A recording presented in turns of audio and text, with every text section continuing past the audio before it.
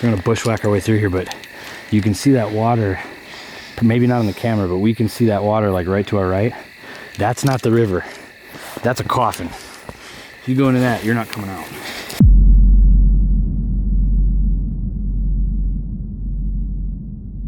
All right, take 197.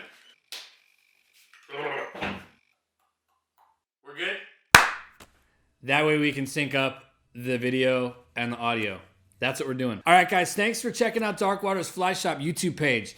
In this episode, which is going to be one of 3, we're gonna go ahead and we're gonna talk about mousing for trout in the Midwest. And what's really important for you to know is that the reason why I'm doing this is because when it comes to our style of mousing here in the Midwest, there's not a lot of information out there. Most of the information you're gonna find on the internet is gonna have to do with guys fishing out of drift boats. Like I know the Straight Outta Cotter guys down in Arkansas, like they're awesome. They've got a lot of content up. There's different people out in Pennsylvania that are doing it. They're Orvis, Fly Fishing Guide podcast. They've got a couple amazing episodes on mousing, but most of those episodes are all gonna revolve around fishing out of a drift boat. In these episodes, what we're gonna do is we're gonna talk about wading small Midwest streams, specifically for brown trout and brook trout. Many of you guys don't know that you can mouse for brook trout. The main thing in this episode that I wanna teach you guys how to do is to get over the learning curve. My goal in these videos is to give you so much information that you can overcome all the obstacles that have held guys like me back for the first year or 2 that we got into mousing. The first time that I moused, I was with a buddy of mine. He says, it's starting to get dark. He says, put on the biggest thing that you got in your box. And I grabbed this giant zoo cougar. I tied it on and I start casting it.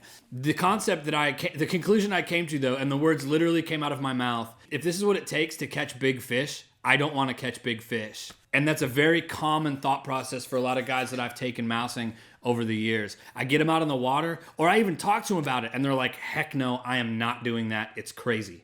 So again, my goal is to get you over the learning curve with information that I can give you that's gonna help get you where you need to be when you get out on the water.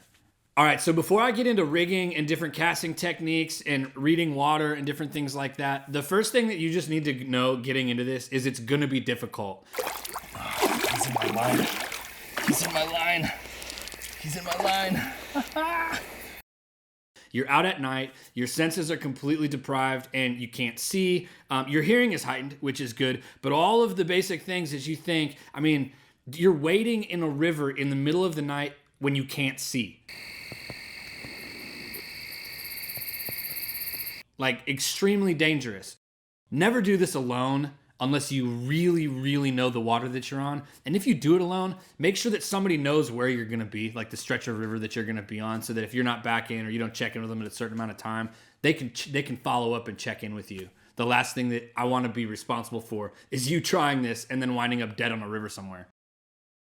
All right, so my main goal for this video is to kind of become a sales pitch for the rest of the video and get you over maybe the opposition to the idea of fishing at night. By the end of this video, I hope that you are convinced that the troubles that it's worth being out on the water fishing at night will be worth it in the end. Did you freaking get him? That's nighttime mousing. All right, basic stuff. Why fish at night? All right, many of you guys might know this already, some of you might not, but those giant fish that you're trying to catch are not gonna suck a dry fly in the middle of the afternoon. If you can get them to take that dry fly in the middle of the afternoon, stop watching this series, go do it. But if you can't, continue watching, because what takes place is those big fish, they got predators after them. They've got birds that are chasing them, especially up here. Like we got bald eagles all over the place. There's herons. There's all kinds of otters swimming around, and they've got all kinds of predators that are after them nonstop. And during the day, all of those predators are daytime predators. The amount of predators that go after these fish at night are now limited to those of us that are mousing. Their patterns during the day and night change greatly. A lot of those giant fish are up underneath the banks. They're underneath logs. They're not swimming around freely like they are at night. And the other thing that happens that a lot of people don't consider is their prey, like their food source, the things that the fish are eating at night. They're nocturnal. Frogs, those big bullfrogs you hear croaking on the side of the stream. I'm gonna cut to a picture here where you can actually see a frog that came out of the stomach of one of these fish. Unfortunately, the fish died when we caught it, but this frog was like probably 4 inches long that was inside the stomach of this fish, and he was still eating. The other prey that they take all the time, obviously when we're talking about mousing, is mice. Mice are nocturnal. And if you don't think mice wind up in rivers, you'd be surprised. In just this last summer of me fishing local streams here in Iron County, I specifically saw 4 or 5 mice in the river over the course of the whole summer. It was crazy. The other thing that they might think they're taking are smaller fish. We don't know what the fish thinks it's eating when it hits the surface and takes your mouse pattern. It could be thinking it's a frog. It could be thinking it's a mouse. It could be thinking it's some kind of a streamer, like a smaller bait fish. You have no idea. But what I know is that the productivity of this style of fishing versus daytime fishing is mind-blowing. Like he freaking like, oh, that was incredible. That was worth the night right there.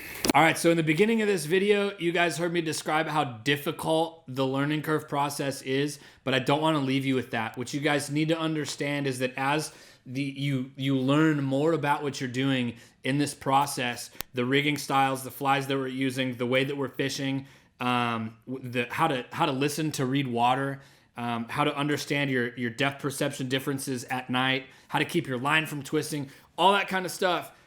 Once you understand those things, it's like flipping on a switch. It's absolutely insane. I got to a point this summer where like I didn't even want to fish during the daytime, and I wouldn't get out on the river until like 9, 10, 11 o'clock at night, and we were fishing until like 4 or 5 o'clock in the morning. There were nights that my buddy Jeff and I each would have 15 fish like hooked and in our net, each of us in one night, and none of those fish were under 16 inches, and they were as big as 25 inches. If you're like me, when you first start out, it's going to be difficult, but hopefully the information I give you and your own willingness to check out the rest of these videos is going to educate you enough so that when you get out on the water, you're going to be able to start hooking big fish. Our next episode is going to be on how to start getting your mind and how to shift yourself into a nocturnal mindset when you get out on the water. Make sure you hit subscribe on our YouTube channel so that you can get notified when that video pops up. Again, thanks for watching, and we'll see you on the next episode. Boom.